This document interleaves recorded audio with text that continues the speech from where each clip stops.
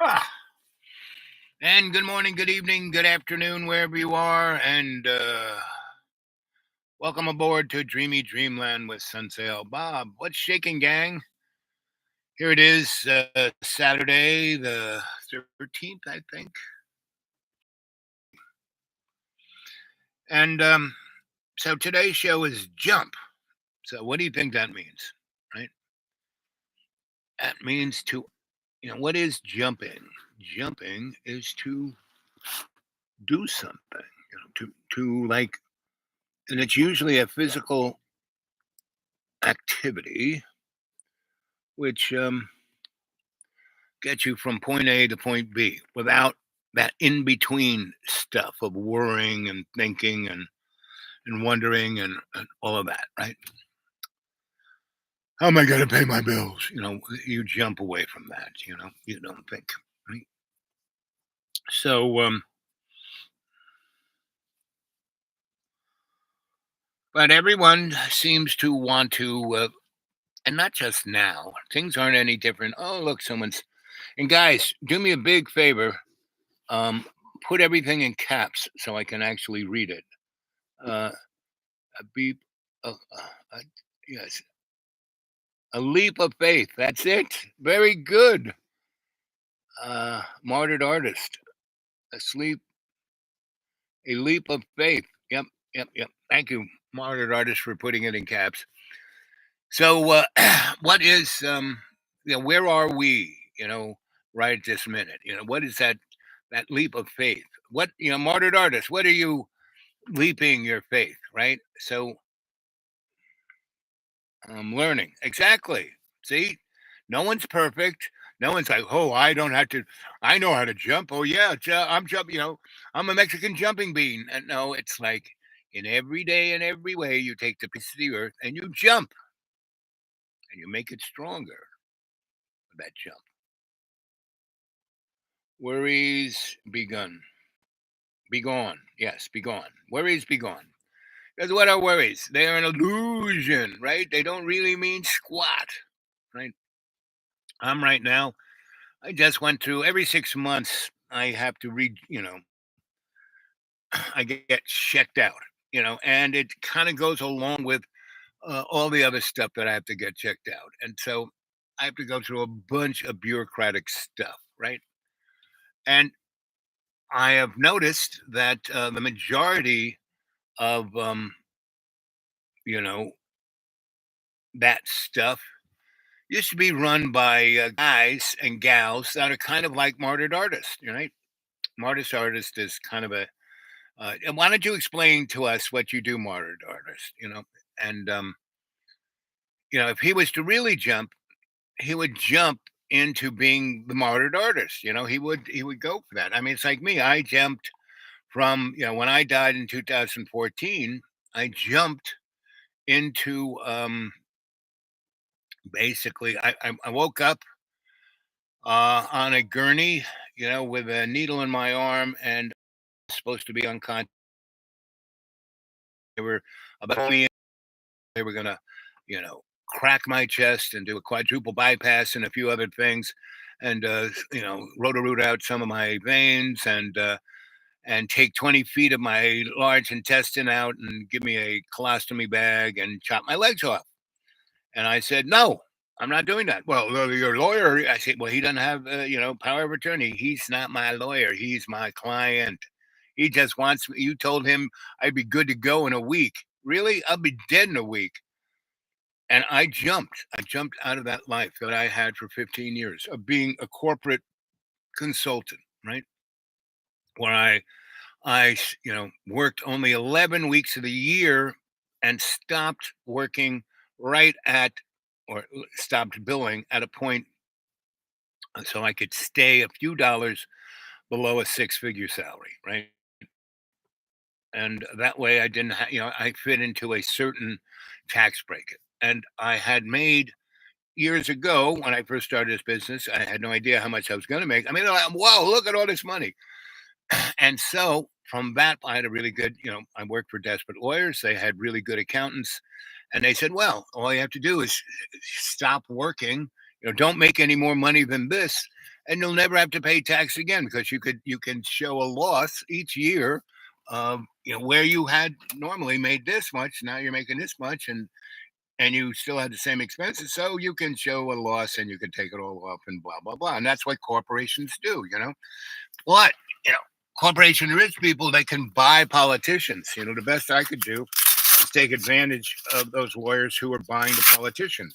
And so I did that for almost 15 years, and I went from weighing you know two 230.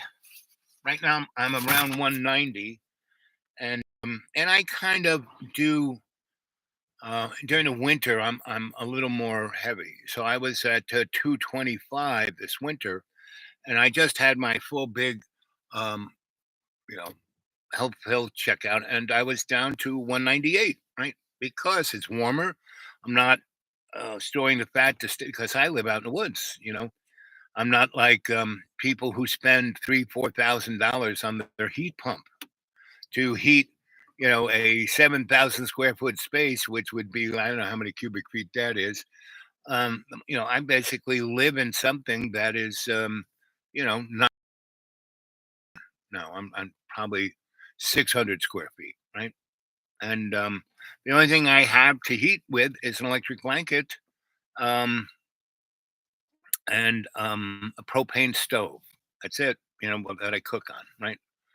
And it's pretty well sealed. The breeze doesn't get in there. So if I cook myself up a meal, I can get the temperature to go from 48, which, when it's 20 degrees outside, it's about somewhere between 32 and 42, right? And depending on if it's a sunny day and lots of other things. And but if I go in there and make a meal, that will bring the temperature up to about 50, right? And and it'll stay there, and I'll be sitting in my reading chair, and I have an electric blanket there, and I have it wrapping around myself, turn it on, very nice and toasty. And I will read and listen to the Bible radio. I mean, here's some good chat of. So I have two stations that I can get really good. Bible radio station and the NPR, right? And so, If he's there, what about him? Is he a person? Is he a force? Is he something? What is it? And is there any relationship between God and the creation, God and me in particular? And again, if you've studied science at all, you know there's a vast difference between you and the animal kingdom. There's a vast difference between you and the plant kingdom. There's a vast difference between the sky and the ocean. Although both of them have water in them, there's a big difference.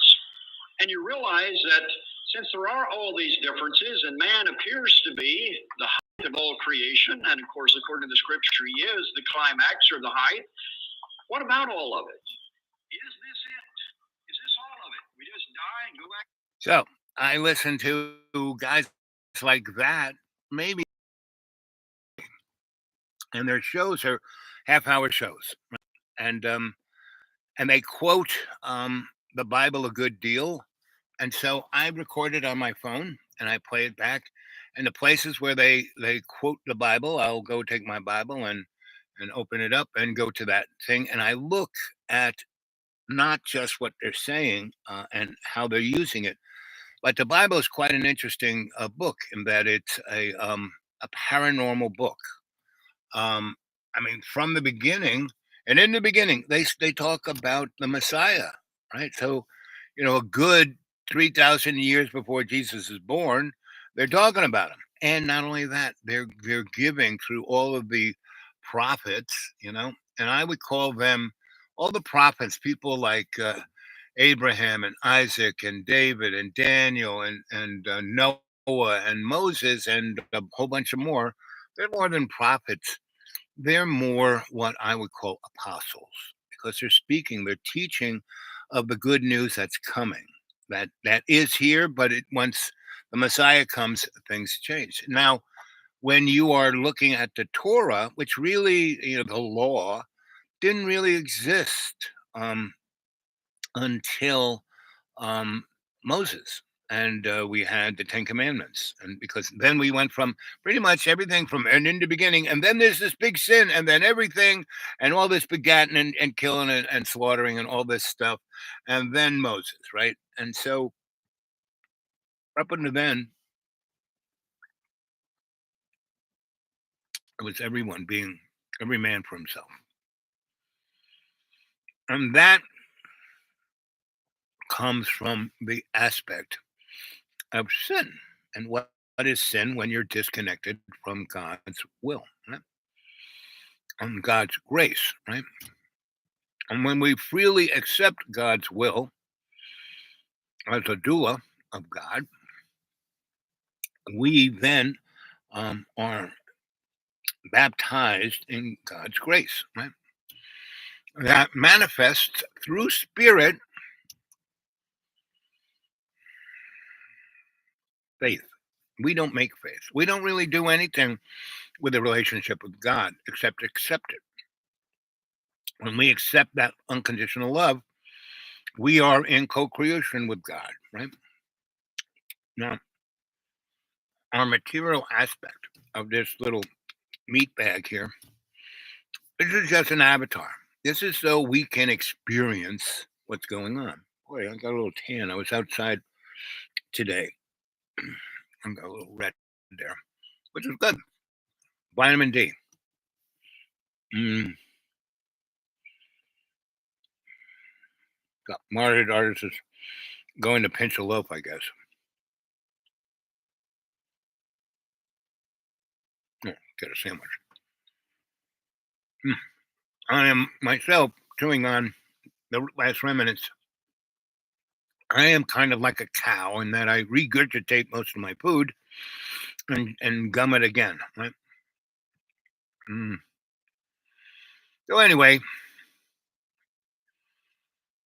and I do things. I have little, I live out in the woods, so there are always things I have to fix or clean or clear. And this show ain't going to be that long. A because I'm doing it on my laptop, and probably my laptop really only wants to do a show for about an hour and a half, if that. Now my tablet, on the other hand, it'll do it 6 hours. So here we are, 12 minutes and 12 seconds. Good morning, good evening, good afternoon, wherever you are. Welcome to Dreamy Dreamland with your Sensei Al Bob, your griot here to tell you a story. And to tell you a story about jumping, meaning, and what that jump is, as Martyred Artist said, to not worry about stuff, to just jump into life, jump into the situation. We here are moaning patron saint of worry, of ego's worry, of Satan's sin. Our good boy, what's his name? The canary guy, Johnny. And why do you even bother that guy? Come on. And basically, John does not jump. We've known John now probably a good 10 years, right? And he's been the same. Now he changes his addiction. He was addicted to tobacco and coffee and other things, and he's actually, gotten rid of. I don't know. I don't know what he's doing now. But the last time I saw him a year ago, plus, so last time I saw Johnny in the flesh was Thanksgiving last year, not in 2023. Thanksgiving of 2022. So whatever that is, right? So or was it? Might have been 2023. No, it's 22. Because then we had all of 23, right? So anyway, so that's how I haven't seen him in the flesh since Thanksgiving of 2022. And he had stopped. He was still drinking way too much coffee. You could, and but he had stopped smoking tobacco, mm, a good, 2016. I mean, he got rid, he was up into school with his jewel, for about 6, 8 months, and then I said, you should stop that. Until he did. He did very good at stopping that. But he, quadrupled his intake on caffeine, and that was the thing that motivated him throwing me out 32 times. No, he couldn't think, It was just, when you drink like 40 cups of coffee a day, wow, and you drink super energy drinks and you drink, stuff that's called crack, all caffeine with bubbles, right? Um, you know, you're gonna get a little edgy, right? And that was our boy. And so 2017 is like kind of when I came here, right? And between 2017 and 2022, I had visited John 3 times. And each time he threw me out copious times. But I would come and visit him, stay the evening, and there'd be a big snowstorm or ice storm, and I'd be stuck there for a week or so, or a few days. And then he'd want me to do stuff for him. And as I was doing stuff for him, he would throw me out. So I would just, I'd have to go get some materials anyway. So I'd say, okay, I'm leaving. And I never unpacked my car those 3 times because in the space of, um, you know, the 32 times that Johnny Boy threw me out between 2015 and 2017, which were great because those were the experiences of jumping. Yeah, the first time he'd go, "Ah," and you know, and he was like standing over me, like this, get out. He gave me no, couldn't get any, I'd unpacked, I was living there, and you can live here forever. And, I said, so I left. And when I came back, all kinds of documents were gone, all kinds of photos were gone, all the stuff that, um, Dragon had sent, he sent me thumb drives of all my shows. Johnny took all those, my marriage certificate, pictures of my grandparents and their, all kinds of really, kind of, and I, had them in an orange folder, and I put them in the back of the closet, and I went back looking for them. Gone. Who else was up there? Just our boy. Yeah. Anyway, but and I seen him do that with other people's stuff, right? And there is a thing, it's a mania, it's called kleptomania, and I don't know if John has that, but it's one of his characters probably has it, right? Because, he has this thing of an amazing amount of toilet paper he uses for one little turd, I mean, just like a whole roll. It's amazing. He buys it by the truckload, right? And he doesn't do any shopping. Everything gets brought up to him, right? It's like room service up there at school. And so John, like I said, he is this amazing. I'm a demographer. I'm a social scientist. I don't have to go look at hundreds of people. I just have to look at Johnny. He represents so many um, social neuroses within our society. Right there, himself. It is right. It's like wow. So that's why I still have something to do with him. And the other side of the coin is I care about him. Right. I don't really give up my friends. In my life, and I've had such a blessed life and my whole life has been one of jumping. At 6 months, I'm like plugged into the electric socket. My sister rats me out. My mom comes freaking out. She puts her hand on the radiator and then grabs me. She gets the big shock. I don't. Have you guys ever done the thing with the electric fence for a cow, right? And if one person has, pretty well insulated boots and they're not standing in a puddle or something, they're on dry ground, and they grab that wire, they just kind of get a little tingle. And then somebody can touch them, and then someone can touch them, and everyone, if they're not grounded, um, and then someone walks over and is like barefoot and walks in a puddle, the last person on the line can touch them with a finger and shoot them across the forest. Back in the days when I had a number of times I lived in farms, right? And when I was younger, um, like when I lived in Maine, when I was sent off to a prep school, when I was being prepared to be in a seminary, um, I was sent off to a summer school to get prepared to deal with, because I was coming from a public school where I had a crew, people, teachers and kids, that we were a crew, and we were a integral, you know. Um, Matty Law, his father, he was a black kid. Father was a lawyer. His grandfather was a lawyer. His mom was a lawyer. Um, his great grandfather was a lawyer. His great great grandfather was the first black lawyer in America. That was Matty Law. So Matty was, and then there was Vincent Salvatore, and his great grandfather was a admiral in the Navy, and his grandfather was an admiral in the Coast Guard and the Merchant Marines. And so that's where, but Vincent was, he was 4'11", right? He was, he wasn't, you had to be, to get in those military things, you had to be at least 5'2". He was 4'11". And anyway, that was, and Vincent knew everything about every kind of seamanship, anything, he was truly amazing.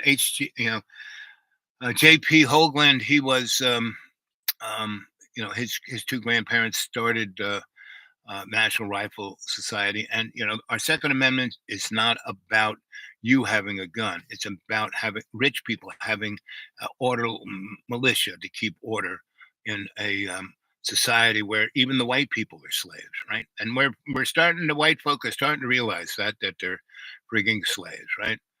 So I, I electrocuted my mother. I was the youngest. I was handed over. There were six others and kids in my family. So my parents should have never had kids. What they their life path was.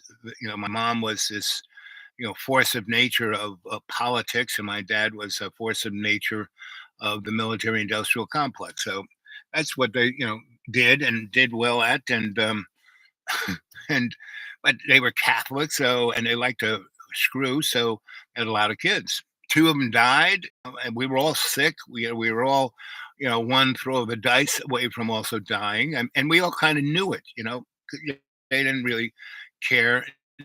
The only reason I basically stayed alive is that my godfather was a cardinal, and he had plans for me. And see, my whole life, people had plans for me, right? And didn't leave it quite up to me, but let it up to me to figure out how to do what they wanted me to do, which is the best thing to, have people who are watching your back and giving you guidance, but not, having the whip, because I've seen so many parents who wanted their kids to do the stuff they didn't, either play music or be an athlete or a scholar or a doctor or a lawyer, whatever. So not so much. Cardinal Cushing wanted me to be a rocket scientist for the Pope. I was all into that. From an early age, I was connected to God, meaning I had that spirit in me. And, Cardinal Cushing stuck with me as long as, until he died, because he didn't have that spirit. He had the politics, he had the power, he had the belief, but he didn't, and he could feel every time he was with me, he'd be crying. I remember when I got murdered by that nun. When I woke up, um, I was in a Catholic hospital, and they were going to give me a frontal lobotomy because I was too much trouble. So, but they were waiting for the swelling to go down in my brain, and my whole head was in a cast, and I had straws up my nose and in this ear, and I couldn't see anything, and I had a straw in my mouth. I was being fed um, that a pipe down my gut, and I woke up after 2 weeks from being murdered by this nun, uh, and I said, "Oh, this ain't good." Because I heard them talking about, oh, when his brain swelling goes out, we're giving him a frontal lobotomy. And then, bang, the door opens and I can't see anything. I feel I am being picked up because I was a little guy then. I was probably, 4'8". And, this um, Dr. Black had a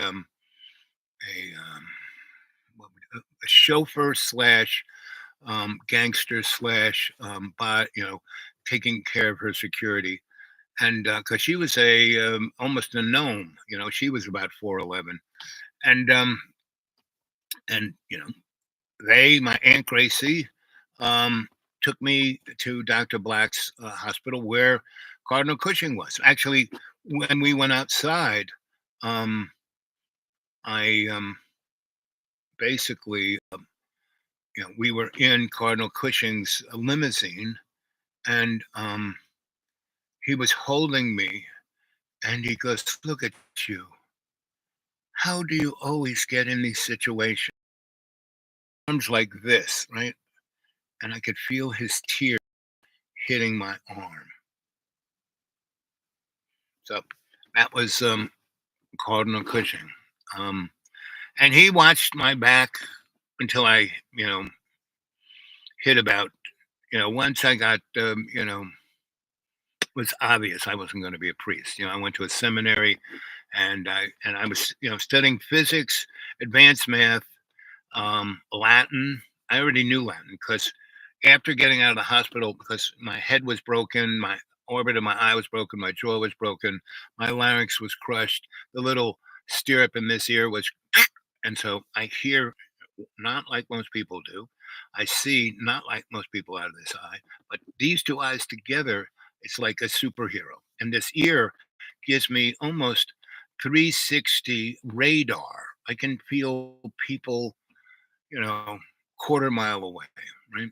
And so, and I can feel animals. I can feel what animals are feeling. It's like Saint, oh, who is this saint who was all about the animals? They landed on the birds landed on his fingers. There's a saint in that. So I had that kind of in me. Uh,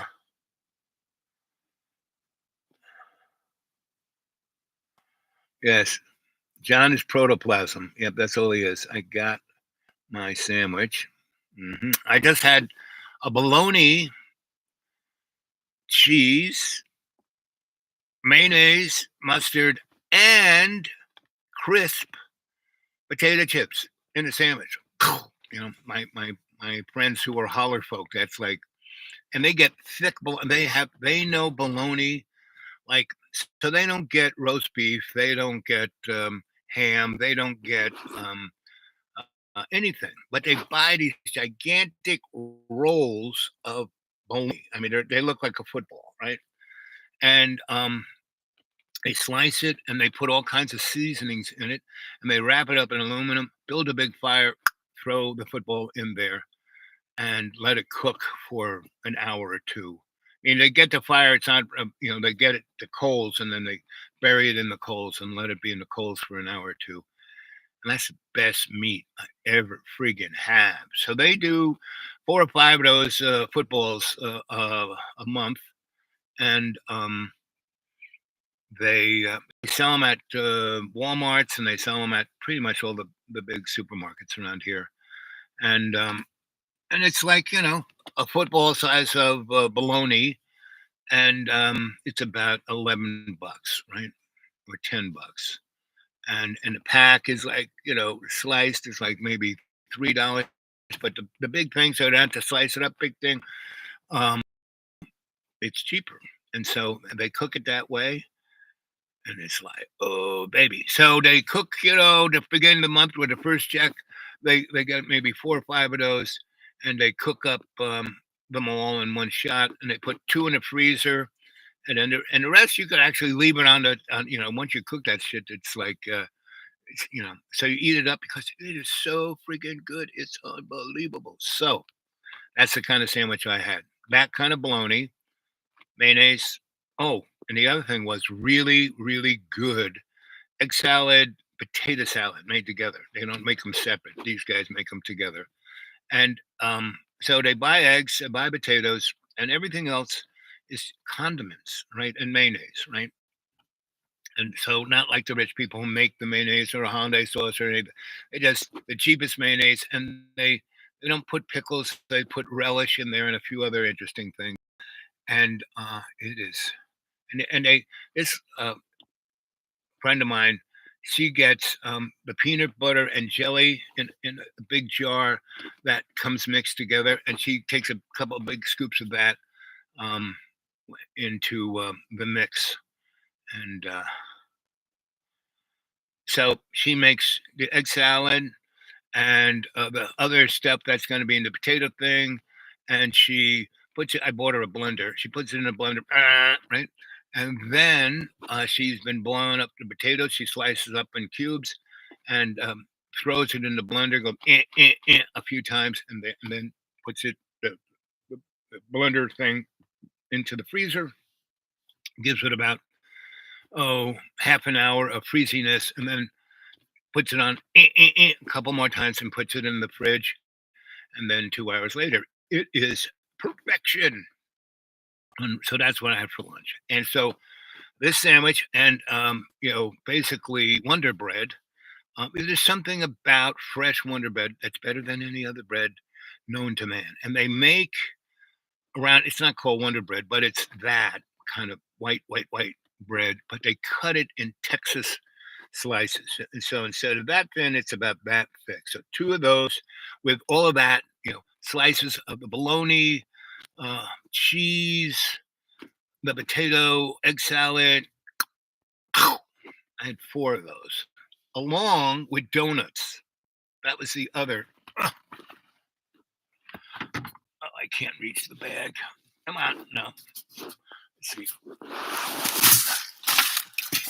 And so all of the food that they get pretty much comes from a church or food stamps. And so the church gives 6 bags of these for each family. I mean, this will kill you, definitely. But having it, and these were fresh, they weren't opened yet, right? Real amazing coffee, stronger than strong coffee.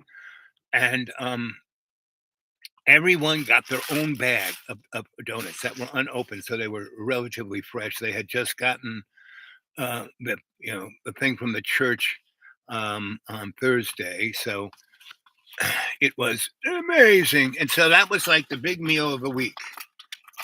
That bologna kind of sandwich. No vegetables. I mean, potatoes. That was the closest thing to a vegetable they had. And relish. They did have relish. That was mixed in there. So that's what I had for lunch.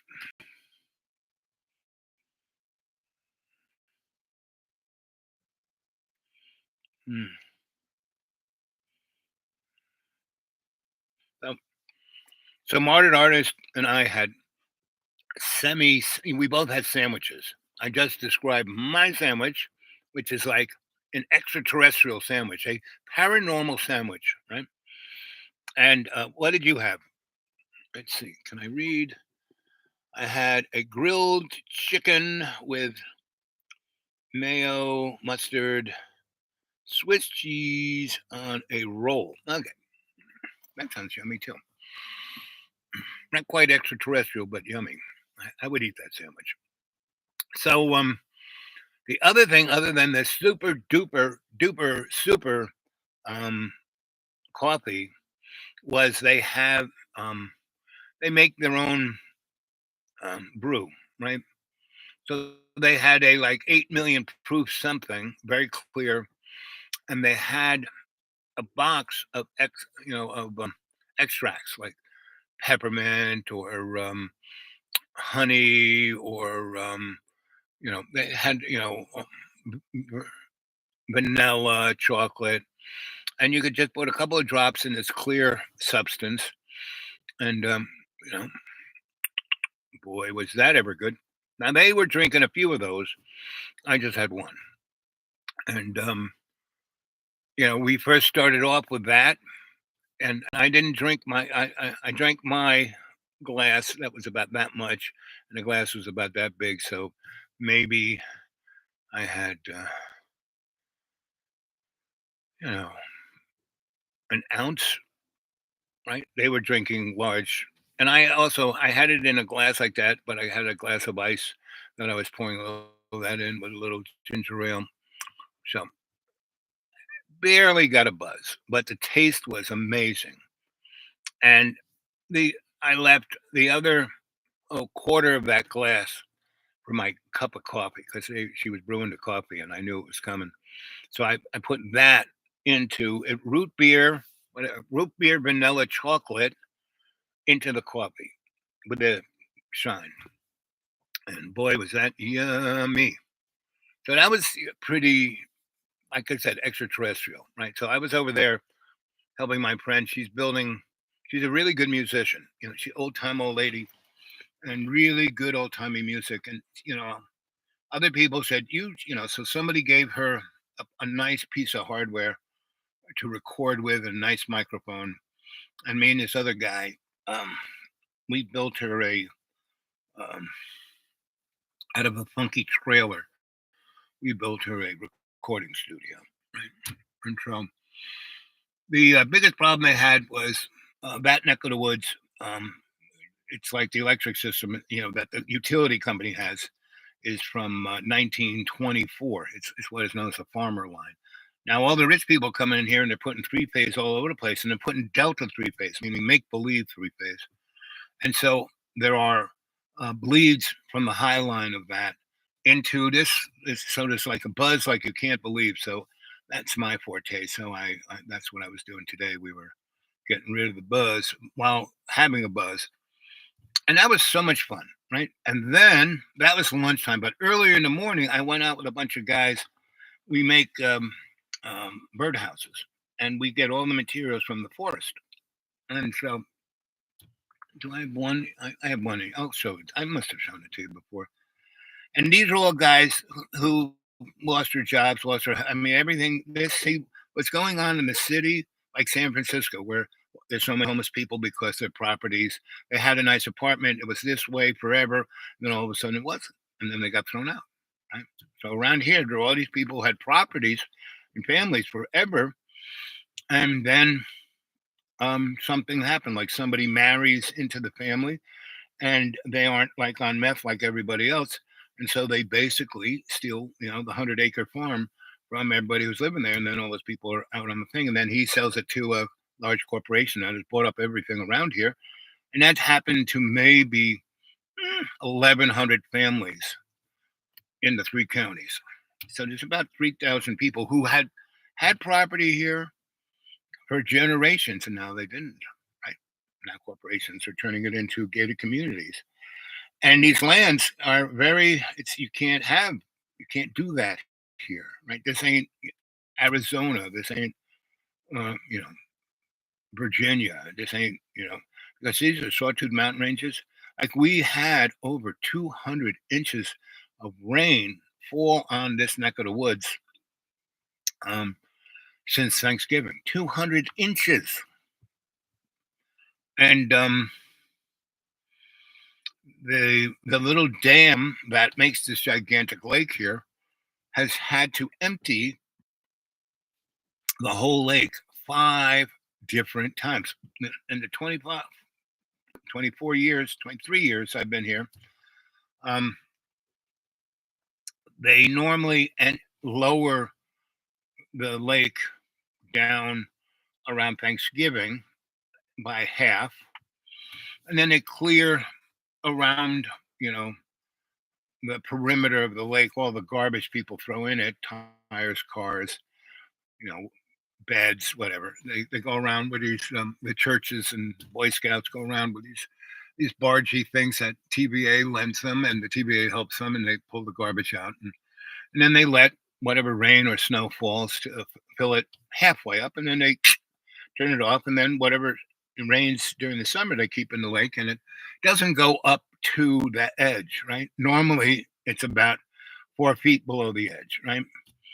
Well, this, since Thanksgiving, it has gone above the edge and up the hill and over into the highway 5 different times. So they've been just emptying that lake the whole frigging time. And the waterways weren't designed to move that kind of water. So could very easily have a oops with that dam. And if that did, that would flood out everything from there all the way down to Asheville, all the way down to Charlotte, because the coastline of that lake is 1,200 miles, right? It has some umpteen billion cubic, you know, meters of water. It's like one of the larger TVA lakes.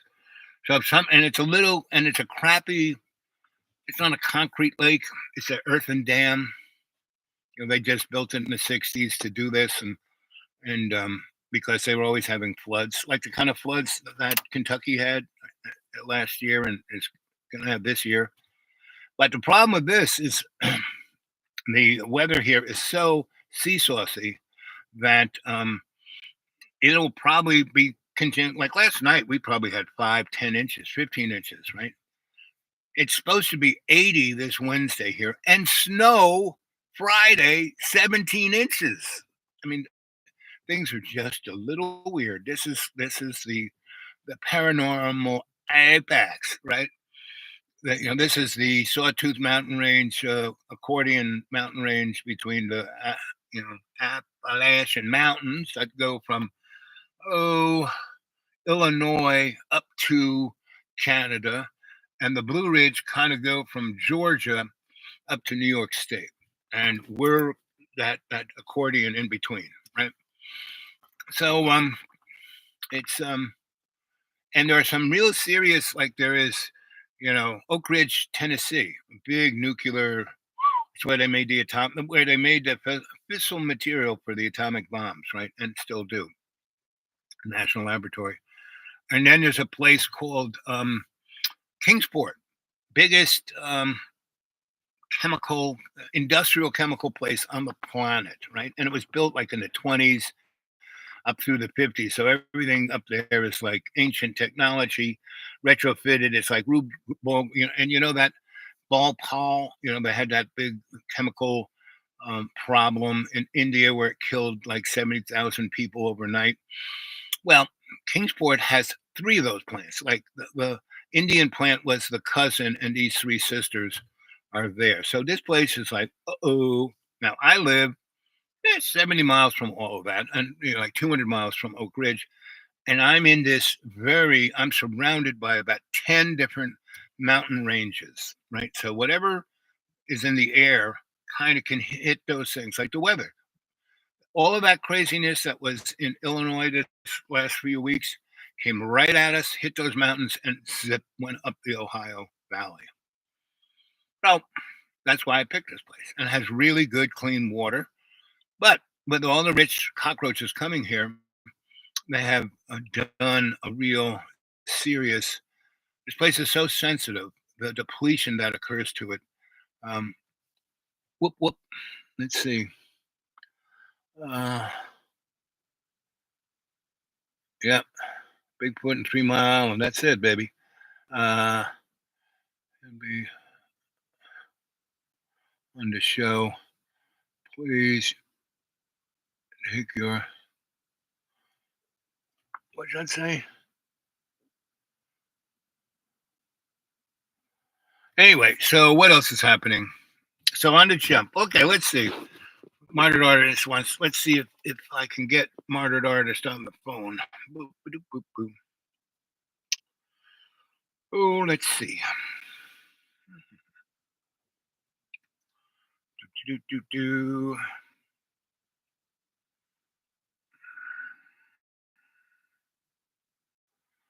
Uh,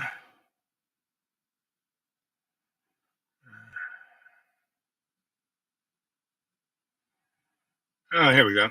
I think this is our boy. Let's see if we get him.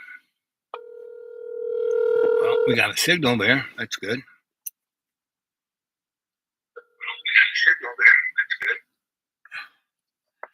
So turn your volume down, Slim. Turn your volume down, Slim. Okay. Trying to do something with my phone. Hold on. Anyway, so that's where we are. It's a beautiful sunny day, and it's all good. And so being on the jump is you know, ready to accept anything except instead of being stuck in the same old same.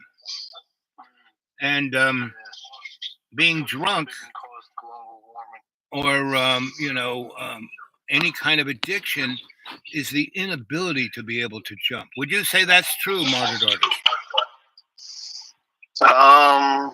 Yeah. Yes. Yeah. Why not? Like, Yeah, that's fairly accurate. Actually, very accurate. so the Because 12-step there's an program, addiction to certainty, right, whether it's painful or not. Addiction is certainly a painful state. and that's being Those stuck, are- right? When you're addicted, you can't jump. No, you may think that you've jumped initially, and when you realize that life is passing you by and you're Doing the same thing. pretty stagnant, Yep. and that's not exactly jumping. That's not even movement of any. It's like inertia. And some would say not even living. It's like the living dead. Sure. Well, it's more existing, not really thriving, growing. It's and you don't have to necessarily be addicted to alcohol, drugs, or whatever. Well, we It's can really be addicted to. ultimately it's addicted to your own thinking. Right, exactly. It's Yeah. called prejudice, or food, lifestyles, anything. And what's the real essence of jumping is, in reality, because we live in this material existence, we basically are all stuck, right? Unless you are. To a varying degree, everyone's addicted. Yes. I would say stuck is addiction is Yeah, you want to call it stuck? You can call it stuck. but addiction is more hard case, right?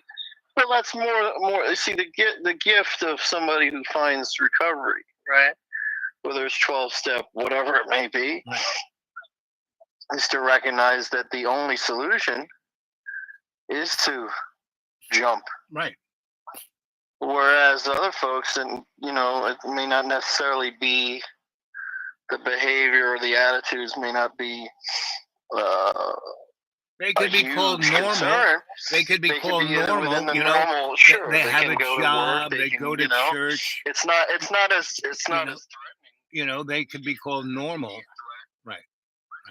And it's just kind of like, oh, but I look at it like this. It's all suffering. Like if you feel, I forgot where it's a famous quote, but they said most men live a life of silent desperation. Yeah, quiet desperation. Yep. Or quiet desperation, excuse me. Yep. And I think a lot of that is. I don't struggle with drugs or alcohol anymore. I've recovered from that. But you're still. That's still there. And someone who's had addiction, you're always an addict. Well, it's not like like I said, I've recovered from the using. That obsession is no longer in my mind. Have you put other obsessions in place? However, you gotta let me finish.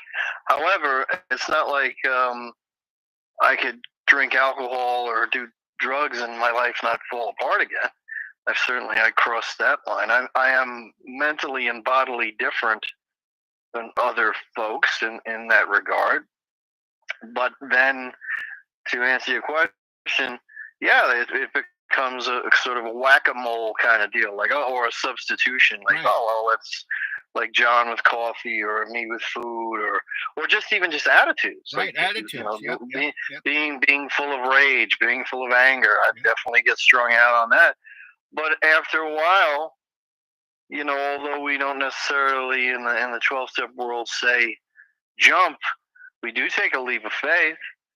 We do recognize that the only one who can help us with these things is the one who helped us initially to let go of the drugs and the alcohol, which is God. Right. We're given a gift, and then it's our job to maintain the grace and mercy that we're given. And in the 12 steps, it's following the spiritual principles of the 12 steps to maintain a spiritual condition, and to really, at least for me personally, to strive to live in accordance to the will of my God, which is to be as authentic as I can be, prosper, be of service to others, and continually grow. Now, when I stagnate or deviate from that, I suffer again. I start to suffer.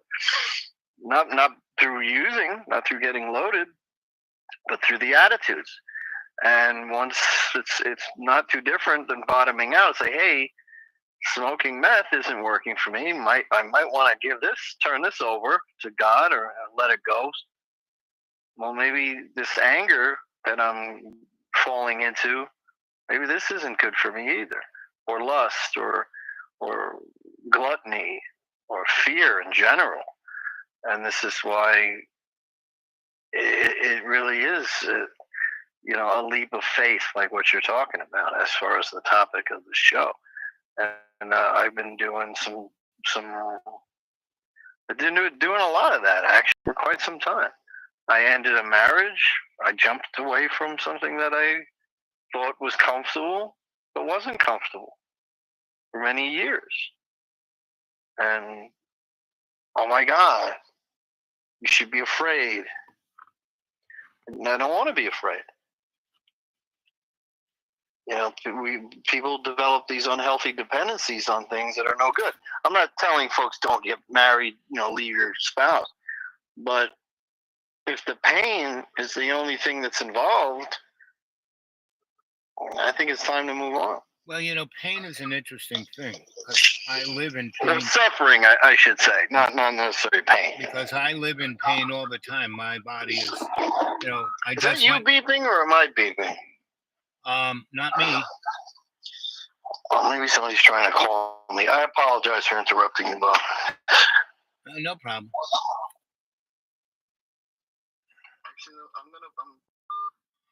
So, pain is actually a worthwhile thing. It's the tool, right? So that's pretty much what this body is. This body is a tool, right? And if we understand that what we're experiencing is given to us as a gift to learn, to be in connection with God's unconditional love, right? And that's called faith. That connection is faith, right? Not belief. You can believe in a lot of stuff and then you're disappointed, right? And then you become bittered, you become angry, so belief is the incorrect word. So when I was murdered by the nun in first grade when I was about 7, and I was put back together by my cardinal godfather sent me to a Maryknoll sanctuary. It wasn't a school or a seminary or a nunnery. It was a sanctuary, and it was made up of men and women of the Maryknoll order. And they do this. They live in community, right? And they don't wear the uniform. They wear civvies, right? And these folks are truly amazing people. A good example, if you want a good example of what a Maryknoll is, you look at Thomas Merton. Go read his books. I would suggest you read No Man is an Island. And Thomas Merton was another godfather of mine. My mother, Thomas Merton, was a Methodist, and my mom had this kind of, I don't even know what to call it, hospital nursing escort service kind of thing. And all these, landed wealthy young men who were in universities during the Depression would come and visit my mother's big, beautiful place in Queens that was owned by a rich man. And my mom's nurses were taking care of him and his mother, his wife's family, and they had no liquidity. They had a lot of stuff, they had a lot of property, so he had this big place. Gave it to my didn't let my mother stay there and use it, right? And so all her nurses lived there. She brought her brothers and sisters from upstate New York, and they lived there. She got them jobs at Macy's and places like that for like $3 a week, and so which is better than nothing. And would get plenty of food from all. My mom was a force of nature, and so Thomas Merton used to come to these balls, and that's what they were. Everyone's having a ball, and each girl had her own room, and would find a nice man in a tuxedo, and would you like to see my room? And so, and that's how things were in the Great Depression. People either figured out how to navigate it, or they got the wrong end of the stick, right? And so, my mom knew how to, and like me, I lived like a millionaire on $400. I never, ever, ever, ever worried about, how I pay my bills, right? So I helped this friend of mine today, you know, build a recording studio so she can make some recordings and get her music out at least, so it doesn't get lost. And now I and others are moving to have her do this because I'm pretty sure that if she is discovered, she will be, like the next, the first 90-year-old Taylor Swift. And so, because she writes songs like you can't believe, and this is out in the middle of nowhere, that kind of talent, you know, uh, the golden canary of protoplasm, basically goes, "Oh, I'm the greatest writer." What is he doing with it? Right? He just strums it, right? This lady is like she plays at churches, at weddings, all kinds of stuff all over the three counties, and people are like, "Wow!" So that's why it wasn't just me; a bunch of people put this together. But I was able, someone said, let's go get out this. Who? How can we get rid of this buzz? And they brought me in. I got rid of the buzz, right? So, and I'm not a buzzkill. I used to be called the buzzkill. I could get rid of the buzz on the electric circuit, right? But not on the situation. So, good morning, good evening. Here we are, 57 minutes and 2 seconds on the show. There's two of you there. How about some thumbs up? How about some more interface here? We had the martyred artist, and um, and so um, you know, anybody else want to jump in here? Come on. Uh, so anyway, oh, and the other thing I did, we went traipsing through the woods to get moss and vine and lots of other things to make these birdhouses, because I've gotten a bunch of guys who pretty much lost their ability to make any kind of money, and so they eased into excess of what it's you can't find any food here, but boy, you can find meth. Boy, you can find OxyContin. Boy, you can, and this out in the middle of nowhere, and it's all here, right? So, and that's because the state wants those people dead. And so me and two church people are putting together things so they can survive and make a little something, and so we do that, right? And so we're knocking them out, and we're taking them to places where the bourgeois are, because they just love these. And I dress up as a gnome. We call them gnome birdhouses, right? And so anyway, so that's how what I spend my weekends doing, things of that nature. And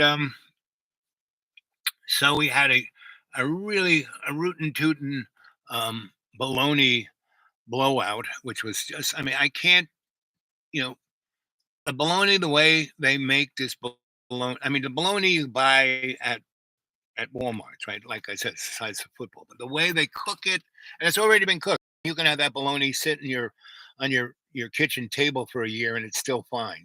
It doesn't really people, but I have no refrigeration. I have no hot water. I have no. I mean, I do have hot water in that I get my water from my spring in my catchment, and I have a 200-foot black hose. So, and I have it exposed to the sun. So that is like, that 200 foot of black hose is like maybe, oh, 2 gallons of water, and oh boy, does it get hot. So I basically have this other water that's a little cooler coming from my other catchment that's right there, and I mix them together, and I can mix, really hot or really cold, and I have a mist, so I can take a shower, but not in the wintertime. I don't take showers in the wintertime. So I go without taking a shower for at least 6 months. And actually, it's actually kind of, people can't believe your skin is so soft. How do you do that? I live out in the middle of nowhere. I'm constantly digging holes, chopping wood, doing things of that nature. But I don't do it, like go nuts over it. Like today, like yesterday is a good example. So somebody gave me a lawnmower. They said it didn't work. I kind of last year cleaned it out on the inside, and then put real clean gasoline in it, and put there's a kind of gasoline you use for your have a stove that you use. It's called white gas, and I put some of that in there. And I put real good oil in the little oil thing, and I put high end gasoline in there, and I got the leaded kind, right? Put it in there, and I ran it for that part of last summer, and then um, I put it. I live in the woods, so I put it under a tree, and I put it in a big black, garbage bag. Just kind of rolled it into the garbage bag, tied it up, and I took it out yesterday, right? And because we were having just torrential downfalls, then the sky would clear up and it'd be sunny like this for like half an hour, and then it would cloud up and then torrential downpours. And so I kind of limed. I wanted to get rid of the bag of lime I had, so I kind of spread it over on my lawn. And then that was Wednesday I did that, or Thursday I did that, and then yesterday, and I have really good drainage, even though it rained like I don't know 2 inches in an hour. There was no puddles. There was, the ground was wet but not soggy, not muddy. So I got the lawnmower out of the forest and took it out of a bag, and put some more of that white gas in there, and it has this great little thing on the side where the carburetor is in the gas tank is. You can push it, and it pumps a spurt of gas into the cylinder, right? And so it's in there, right? Boom. So 3 pulls started right up. And so I mowed the front end of my lawn, which is my kind of driveway, onto the Forest Service road, which then goes up to another like paved or better taken care of. You know, the road I'm on isn't a forest; it's a logging road. The other road that it goes onto is a Forest Service road, and they actually put stone on it and grade it and take pretty good care of it. And actually, because a number of people live on it, they you take the snow out of there. Whereas my logging road, nobody mows that. I often, back in the good old days, I would get up with my leaf blower and a rake, because the snow here is mostly powder.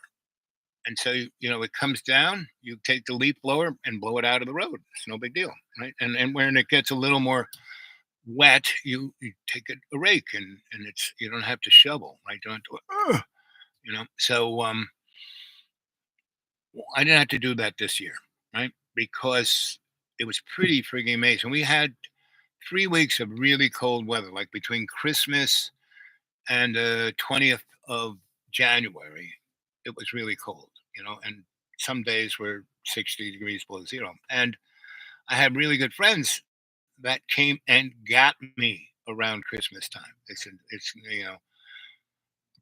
so I hadn't gone anywhere because my car blew up in September, so I had no real ride. So they came and got me, and let me stay at their house for this. Another friend of mine, really great guy, and he he knew my car had blown up. He said, "Oh, we're gonna have to get your car." So he gave me his he kind of had this serviced, and he said, "You can use this when you want to."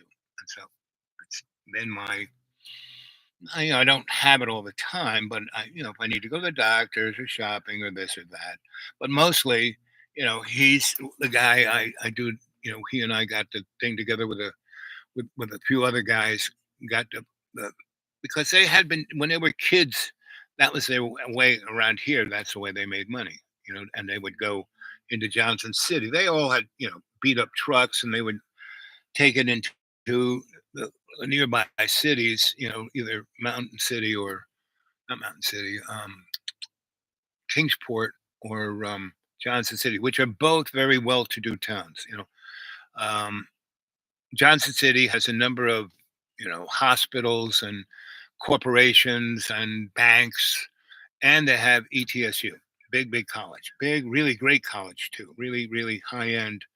Um, a lot of research is done there, so they got a lot of grant money. So that's a pretty rich town. And Gatlinburg is just a little further down 40 from there. So that's where those guys would take the Christmas trees. And the ones who were really industrious would go to like New York City or to DC or Philly or Boston or Charlotte. In those days, Charlotte was still like a, but now that all the cockroaches move up here, now they go to other, there's lots of other, like Boone and other like whoop-de-doo touristy, collegey towns. So anyway, so we rebranded that and brought the guys who had no money, no nothing, and we got because we don't buy really anything. We get everything from out there in the woods, and everything's made from logs and vines and moss and all the kind of stuff that. And we have a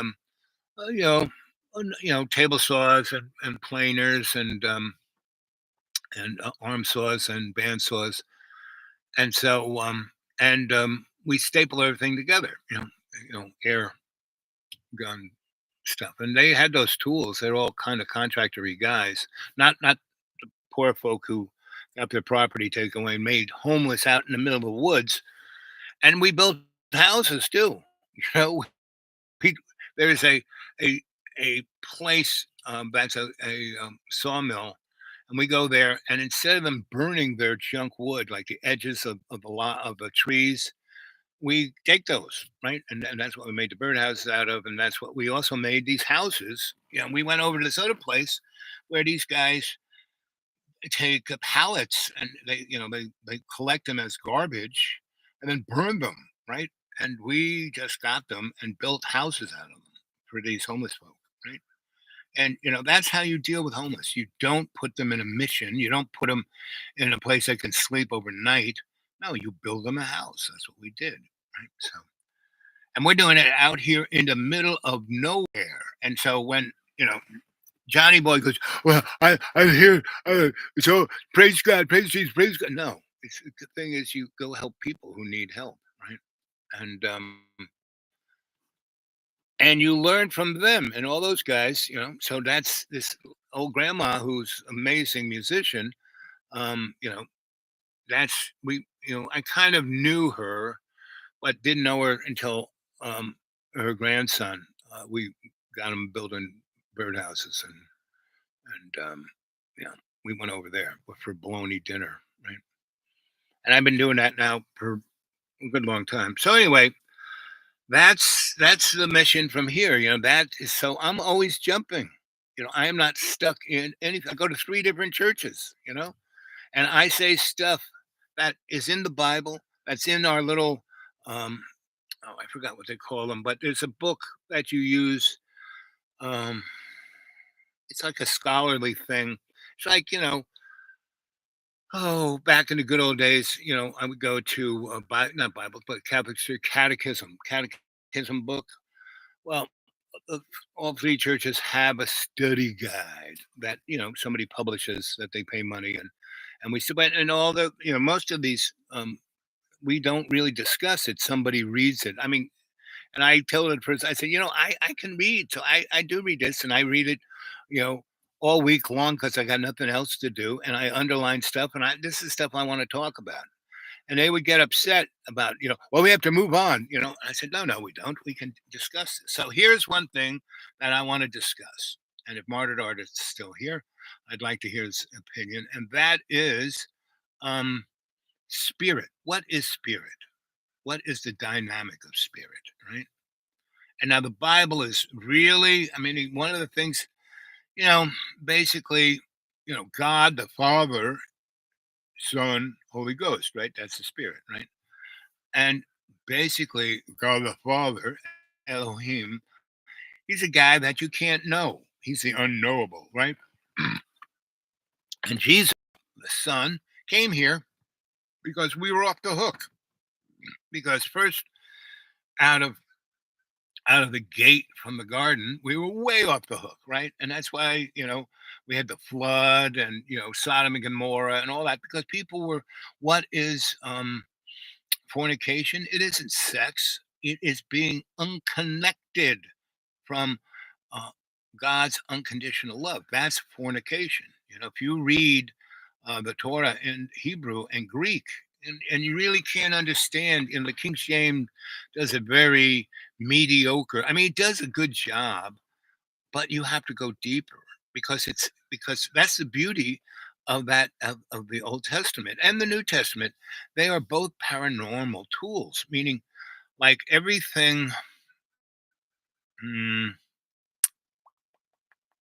the Beatitations and you know all of that section where all the people who are prophets um, are going on about stuff. If you read the ones that are about the Messiah, what's truly interesting, each verse, right, from um, the words, right, if you read in Hebrew, it goes from right to left, and if you read in Hebrew, you see that every noun um, is 7 words to the next noun, to the next noun, and not only that, they're divisible by 7, not just every 7, but divisible. And then it goes in all of those books and all those verses. They're all divisible. Those sentences of the vowel and the consonant are divisible by 7. It's mind freaking boggling. And when you see those sentences, it's like a code. You then take it from each of those nouns, you take it into the next divisible to 7, and whatever adjective, verb, or noun it is, it adds a very interesting, and that's what is known as the esoteric. In Hebrew, they were studying the Kabbal, right? And that's so, oh, esoteric, occult, that's devil worship. No, in Latin, those words mean, the esoteric is hidden knowledge, but more than that, but that's a good place to start. And occult means um, to pretty much everything in the King James is to be understood. You know what that means? Meaning you're underneath the teaching. But in the occult, it's everything overstood, meaning you're above looking down from the position of, and in, when God told Moses and the kids how to build a temple, I mean, it's really precise, what everything was made out of, how many cubits it had to be, blah, blah, blah, right? So it's the same thing with this information. It's very specific, right? And so the Cabal is another very interesting thing, and and within the temple there was a place for the high. It was called the High Holy. It's where God would hang out, and the person who was the high holiest of folks of that temple. And so there was the high holies. There was the priests, then the rabbis, then um, the lawyers, and then the merchants, right? And the Pharisees, right? And that's, the Pharisees were the merchants and the lawyers, right? How to sell, like in Catholic religion, you could sell, entitlements, So, spirit is that connective tissue between God's unconditional love and you.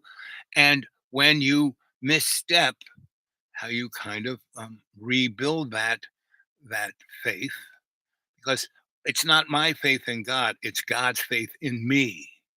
And the only way I can reconstruct that is through Jesus's unconditional love. And when you start looking, I was talking to a friend of mine who's a mullah in Florida, and we were talking about this. And I basically said, you guys, 'cause I used to live with those guys, you are, Christians on steroids. I'd love to see some Christians pray 5 times, meaning take time out of the, it's just, I got to stop. I'm going to roll out my prayer cloth and I'm going to lie prostrate praying to God for forgiveness. I'd like to see Christians do that. Forget about it. Love to see Jews do that. Not really. And what's going on in Israel right today is what has been going on in the Old Testament forever. Every time Israel got stuck because they couldn't jump into God's love, they got stuck because they got stuck in who they thought they were. They got stuck in the law. They got stuck. And, when Moses was sent to Egypt to get the Hebrews, because they weren't Israel yet, they were just the Hebrew tribes, get them out of Israel is because just like when the Israels were in, you know,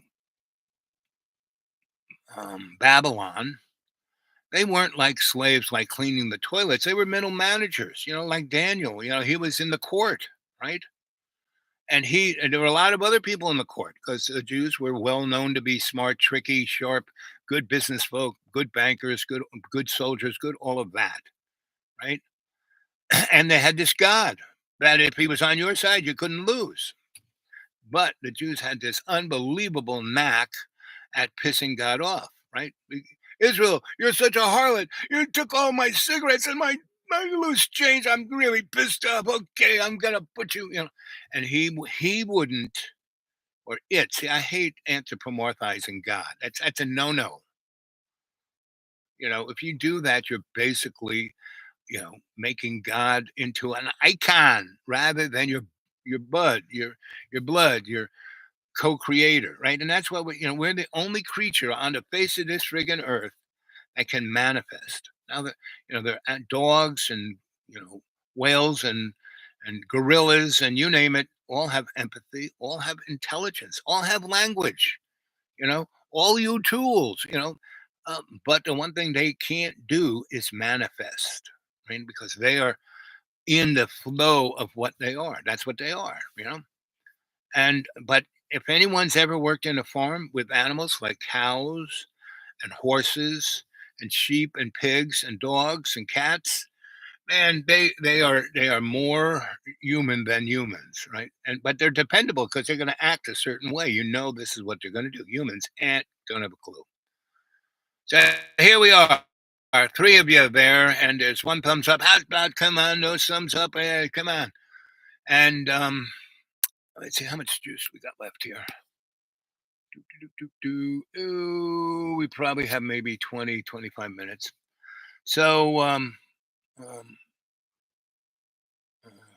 can't read. Anyway, so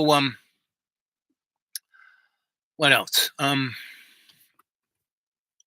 you can hear a lot of music online, but there is no online here. It's like me, I have to drive 4 miles to get on this. Where my friend is, no, she's not. And this is her beginning thing. Like I don't know if anybody else has put her stuff when she performs. Maybe I'll have to ask her.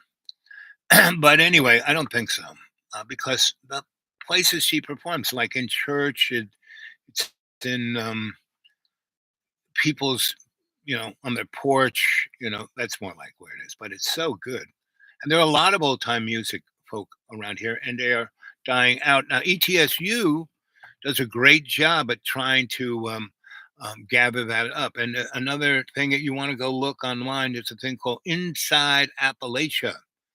They do an amazing job of trying to document, no, not trying, doing the documentation of telling the story of Appalachia, right? So anyway, that hair looks pretty good. I forgot how long my hair really gets when I don't cut it off.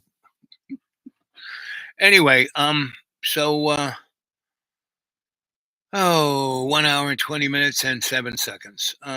So I've been really experiencing the spirit of God because I'm here all by myself, and it's like I kind of joke about how I talk to God because I'm being, my physical. I mean, one day I'm just going to kill over. I mean, I'm not going to. Oh, it took him 17 years to get over cancer. Nah, I got so many things wrong with me, and I'm doing really good listening to the spirit to keep my whole, because I wake up every day in unbelievable pain, and I kind of go, oh yeah, I could feel that.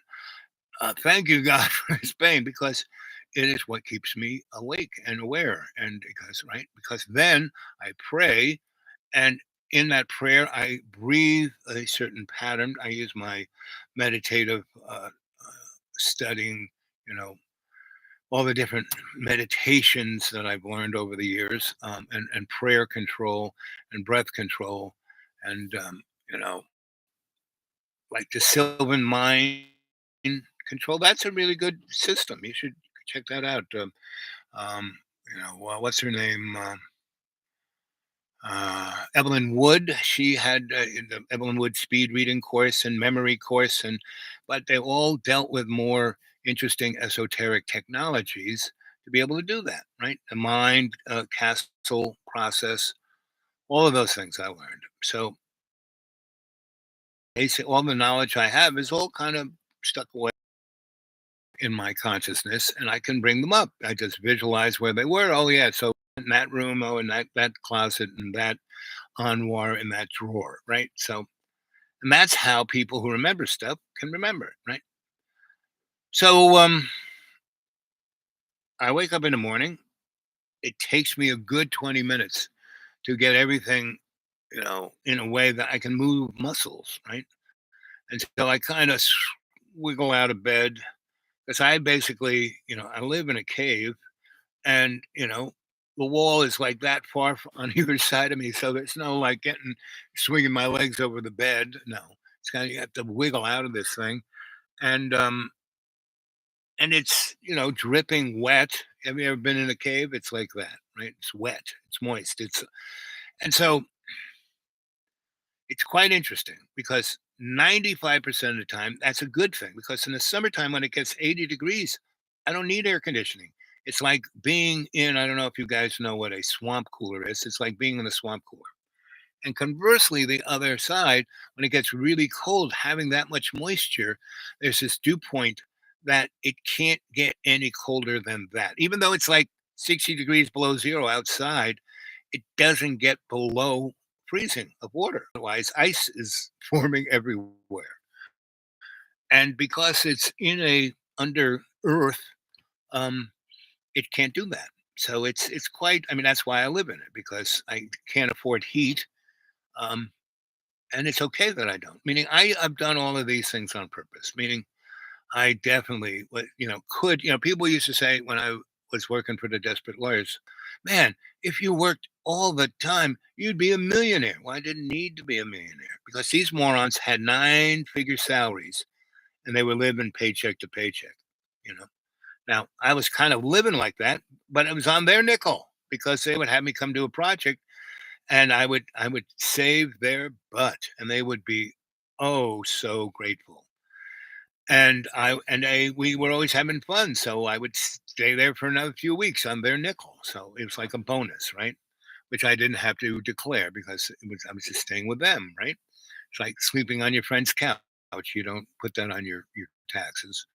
It wasn't, So they took me out to dinner. They took me out to breakfast. They, did stuff like that. We went to titty bars, and they pay,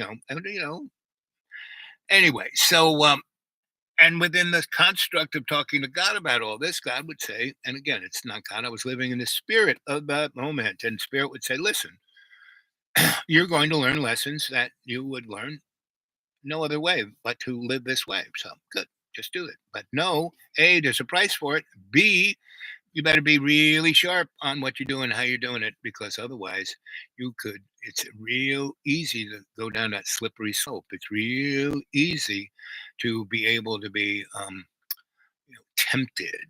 And so I learned a lot about temptation and how to avoid it, right? But it did cost something. Me, I weighed almost 500 pounds. Every joint in and that's why my doctors can't believe I'm alive, because the cartilage, the joints in my body, they are shot. And they said, your age and how your internal organs and all of your blood and everything is working.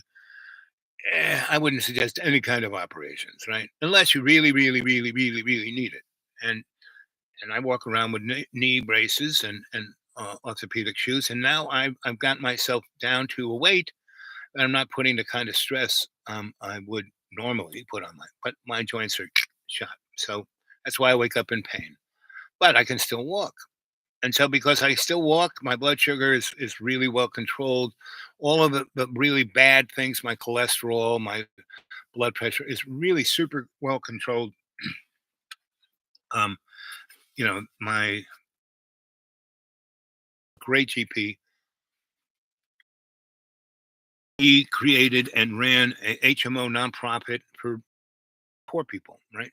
Not just people who are on Medicaid or Medicare, but poor, people who have no house, who are really down on the edge, and nobody wants to take care of them, especially give them preventive health care, because most of the state, the corporate entities just want those people dead, right?